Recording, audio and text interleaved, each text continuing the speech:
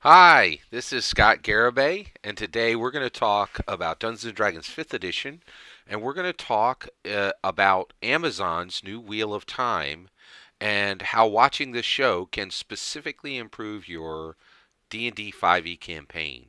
There's ideas in here that can be directly lifted that are very powerful and useful, and really teach a powerful lesson on storytelling overall. All right, so us talk about this for a little bit. Let's talk about Wheel of Time, Amazon's new show. So, first of all, before we go any further, spoilers for season one of Amazon's Wheel of Time show. All right, so basically, uh, Amazon picked up Robert Jordan, and I don't think it's fair to say it's really Robert Jordan's story because he didn't finish it. Brandon Sanderson also finished Wheel of Time. Now, Brandon Sanderson, who is actually, just if you're not aware, he's probably, I definitely think Brandon Sanderson is one of the best science fiction and fantasy authors alive today. He's tremendous. He was handpicked by Robert Jordan's wife to finish off the series, and there's a little bit of history on the Wheel of Time. I think I read it about. It's very old, right? It's the series itself is I think close to 25 years old, maybe close to 30. And so even now, like there was a Wheel of Time Wizards of the Coast tabletop role playing game as late as 2000. I think it came out in 2001. It came out in 2001. So even the tabletop role playing game is 20 years old, right? So and actually, let's go ahead and just so you're aware, this is the cast for the new Wheel of Time Amazon show. This is Egwene here, all the way over on the left. This is Matt Cawthon. This is Al Mandragoran, who is the warder of the third from the left is Al Mandragoran, and he is the warder for Moraine Ace Sedai. For Moraine Sedai, she's an Ace Sedai. This right here is Egwene. She was going to study under the wisdom Nynaeve, who is all the way over on the left. And then you have Perrin Abayar, and he's kind of like a and he so and then last you have Randall Thor all the way over on the right. So the story is really it's about all of these characters. Um, and there's kind of this question of who the Dragon Reborn is, whether it's Randall Thor or Perrin Abayar or Matt Cawthon. And so the story is all of their stories, and there's this incredible like 15 book series, and Amazon has purchased the rights to make this story. And I've been watching season one, and I love it. I think it's absolutely fantastic, and I absolutely think it's very, very worth any dungeon master jumping in and watching it. It's really fantastic, and I think Dungeon Dragons and any Dungeon Dragons 5th Edition Dungeon Master, any Dungeon Dragons 5th Edition player is going to find ideas in this to bring directly into their essentially medieval European Faerun setting, right? So basically, this is very additive to what we're doing in Dungeons and Dragons 5th Edition. So it's really gonna and there's gonna be great ideas, and that's the entire reason why we're talking today. So I want to show you one of the best ideas I've seen in this show so far from a dungeon master's perspective, and tell you exactly how you can improve your game with this new Wheel of Time series by watching it and then bringing some of the best ideas right into your Dungeons and Dragons 5th Edition campaign. And I have one idea I want to talk about today, but this is a really fantastic television show. They did a tremendous job with this. I'm very, very impressed. I will say, though, I'm a little worried because I think Amazon put a lot of time and money into this, and overall, I don't think it got the hype it should have, right? And I'm not, I don't, and actually, the reality is Amazon has struggled to put on good content for a long time, but I don't think this one's really not on them. The problem is really not on them at all. So, and the reason why is I think overall we have a streaming problem, which is if you put content onto a streamer and dump it onto the internet, the way all, if you just follow the regular streaming model, you're competing with 500 shows at once. That's not an exaggeration. That's a literal thing, and that doesn't even touch the movies and the video game industry alone. Will try come and try to take their lunch. So right now it's very hard to sell it's very hard to sell standard fantasy, which is Dungeons and Dragons fantasy, right? And by the way, Wheel of Time is very much Dungeons and Dragons fantasy. It does not stray very far at all from traditional Dungeons and Dragons fantasy, and and especially Dungeons and Dragons Fifth Edition fantasy, right? Like one of the things I think we're very fortunate about this, but I think Dungeons and Dragons Fifth Edition overall is American fantasy is Dungeons and Dragons Fifth Edition fantasy. It's Dungeons and Dragons current version fantasy.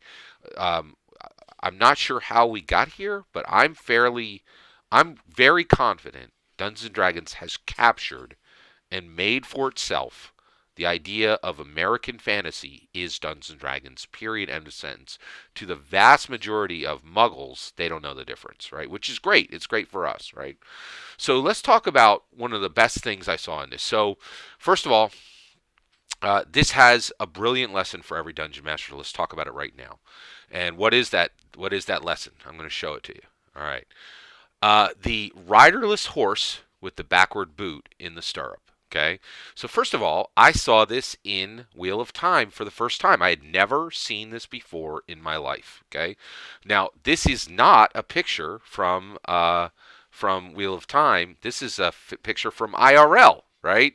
So this was shown in the Wheel of Time series, and then when I looked it up, when I went to look up, literally just determine what how it came to be in the Wheel of Time series, I realized in the Amazon Wheel of Time series, this came directly from Ronald Reagan's death, right? Which is crazy, right? All right. So basically, this right here, that is Ronald Reagan's boot in the stirrup, okay? And that is a riderless horse. And this was at the parade for Ronald Reagan's death, okay? And so when Ronald Reagan died, they put his boot in the stirrup on a riderless horse, and they had the riderless horse led by a person through the streets in the parade. Okay, and what this meant was to anybody who knew, they were like, "This means, Ronald Reagan is fallen." Okay, this exact scene, right, like specifically, okay, is in the Wheel of Time series. It's in episode 4, and it is specifically the boot of Kareen Nagashi, who was a Green Aja, a Sedai, who dies when when the false Dragon Reborn's army comes to save him, and then he is gentled by the rest of the Aes Sedais. Okay, so his army kills, and actually specifically the false Dragon Reborn. Okay, he actually kills Kareen Nagashi, and when Moraine Sedai and her warder Al Madragoran return to the White Tower to Tervalon, they actually show spot for spot this exact scene recreated in the fantasy realm. So the horse was actually, I think the horse was like brown, but the boot was mounted exactly the same way. It was put into the stirrup backwards and then lashed into the stirrup. The horse was riderless, and then there, of course, was a cloaked warder who was leading the horse.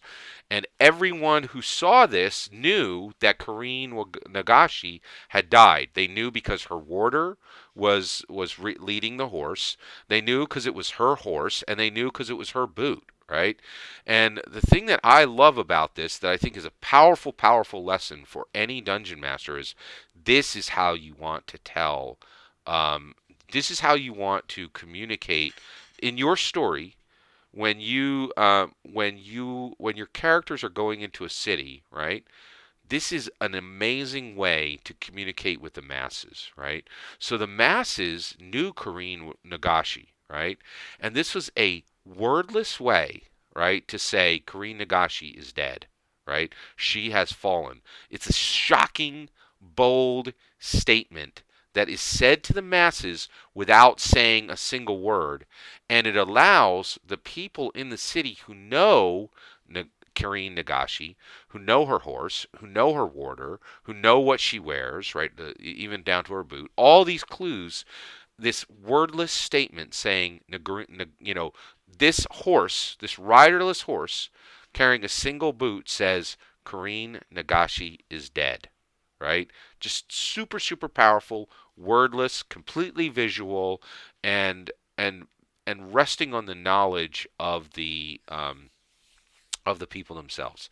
There's no more powerful way to do storytelling. Like this is, you cannot get closer to show don't tell, right? You're literally showing them Karine Nagashi is dead, and then allowing the people who know her to spread the word in a powerful and dramatic way, right? And so, so look at this thing, right? See it and be it.